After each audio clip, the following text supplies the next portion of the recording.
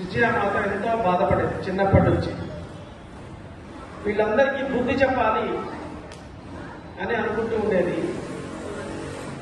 కొంచెము పెద్దయింది, యుక్త వయసు వచ్చిన తర్వాత వివాహమైంది.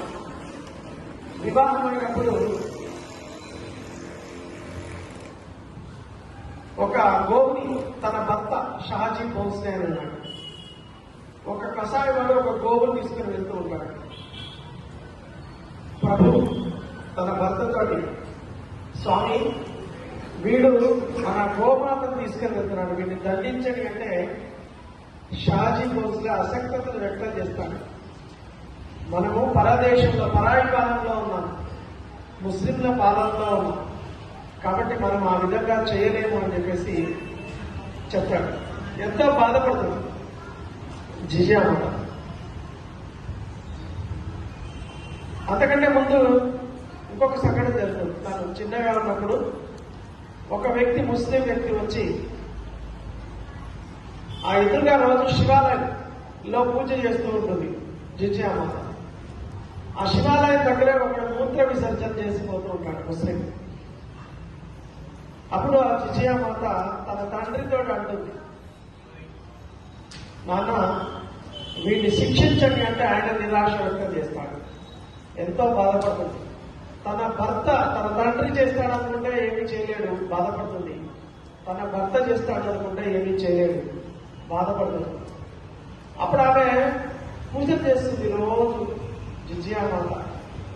వివాహం కాకముందు నుంచి, వివాహమైన తర్వాత కూడా నాకు ఒక వీరుడైనటువంటి పుత్రుడు కావాలి అని చెప్పేసి ఆ విధంగా ఆమె రోజు శివుడి పూజ చేసేది. ఒక మహావీరుడైనటువంటి నాకు పుత్రుడు కావాలి అని చెప్పేసి అలా పూజ చేస్తూ చేస్తూ ఉంటే ఒకరోజు గర్భం ధరిస్తుంది.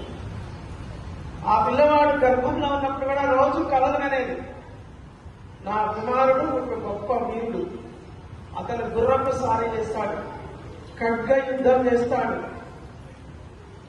అట్లాగా నా కుమారుడు శత్రువులు జయిస్తున్నాడు, ఓడిస్తున్నాడు అని చెప్పేసి ఆ విధంగా అనేక రకాలైనటువంటి కళలు వింటూ ఉండేది. అలాగే ఒక గొప్ప రోజునాడు శివాజీ జన్మించాడు.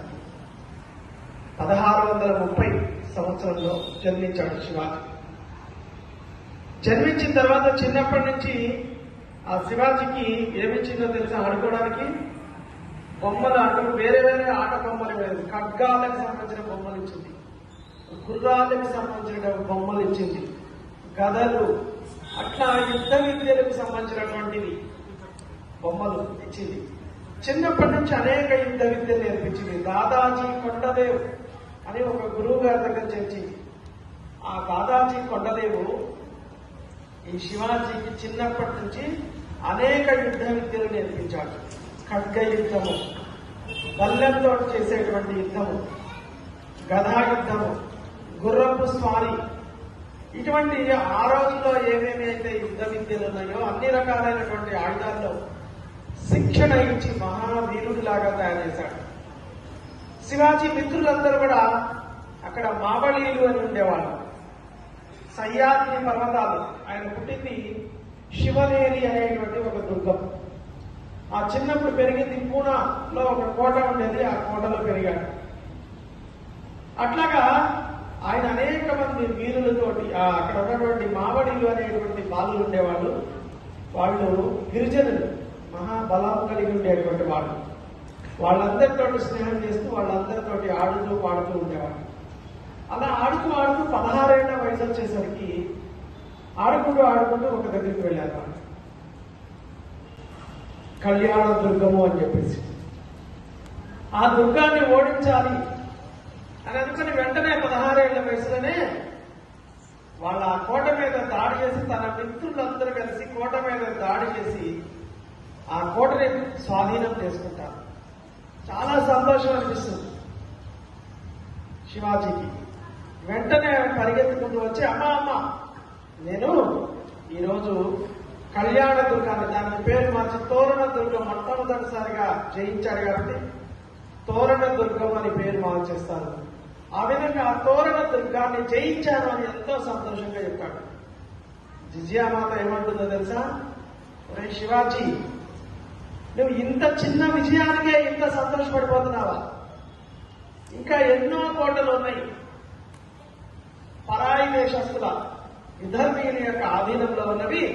కాబట్టి నువ్వు అన్నిటినీ జయించాలి, ఒక్క చిన్న కోటతో సంతోషపడద్దని చెప్పేసి ఆ విధంగా శివాజీ ఒక్కొక్క కోటని 16 ఏళ్ల వయసులో మొదలు పెడితే ఒక్కొక్క కోటని జయిస్తూ ఉంటాడు. దాంతో ఇక్కడ ఆదిల్ షా, బీజాపూర్ సుల్తాన్, ఇదంతా కూడా బీజాపూర్ రాజ్యంలో ఉండేది. ఆ బీజాపూర్ సుల్తాన్కి భయమైపోతుంది. అదే ఎక్కడ శివాజీ వస్తాడు, శివాజీ ఈ కోట, రోజు వార్తలు వస్తుండే, ఈ కోట జయించాడు, ఆ కోట జయించాడు, నిద్ర పడ్డదు అతనికి, బీజాపూర్ ఆదిల్ షాకి. చివరికి ఏం చేయాలో అర్థం కాక ఒకసారి ఆ యొక్క బీజాపూర్ ఆదిల్ షా యొక్క తల్లి ఒక మీటింగ్ పెడుతుంది. ఆదిల్ షా దగ్గర అనేక మంది సర్దార్లు ఉంటారు. సర్దార్లు అంటే సబార్డినేట్స్, వేరే చిన్న చిన్న సంస్థానాలు పరిపాలించేవాళ్ళు. వాళ్ళందరూ పిలుస్తుంది. శివాజీని చంపగలిగే దమ్మున్నవాడు ఎవడన్నా ఉన్నాడా, శివాజీని చంపగలిగే మొగోడు ఎవడన్నా ఉన్నాడా అని అడుగుతుంది. అంటే అంత పిన్ డ్రాప్ సైలెంట్, ఎవ్వడు మాట్లాడు, భయం అందరికి. శివాజీ అంటే అప్పటికే భయం అయిపోయింది. చివరికి ఒకళ్ళు లేస్తాడు, అఫ్జల్ ఖాన్ అనేటువంటి వాడు. వాడు మహాక్రూరుడు, 7 అడుగులు ఉంటాడు. వాడు 7 అడుగుల ఆజానుబాహుడు, నరరూప రాక్షసుడు. వాడికి ఎంత క్రూరుడంటే అప్పుడు ఈ ఆదిల్ షా తల్లి అంటుంది, షబాష్, నాకు తెలుసు నీ మీద నాకు నమ్మకం ఉంది, చలో నీకు ఒక 50,000 సైన్యాన్ని ఇస్తున్నాను, వెళ్ళి ఆ యొక్క శివాజీని శవాన్ని కానీ ప్రాణాలతో కానీ బంధించి తీసుకురా, లేకపోతే శవాన్ని తీసుకురామని చెప్పేసి ఆ మొత్తం అతనికి అధికారం చేసి పంపించేస్తుంది. అయితే ఆ అఫ్జల్ ఖాన్ గారు వాడికి ముందే డౌట్ వచ్చిందా ఏమో, నేను బతుకుతానా చస్తానని చెప్పేసి. వాడికి సుమారుగా, నాకు ఇప్పుడు కరెక్ట్ గా గుర్తులేదు, 35 మంది భార్యలే ఉంటారు, 64 మంది భార్యలు ఉంటారు. వాడు వాళ్ళందరూ చంపేసి బయలుదేరాడు. కోపం రావాలని, నాకు కోపం రావాలని 64 మంది పిల్లల్ని చంపేసి బయలుదేరాడు.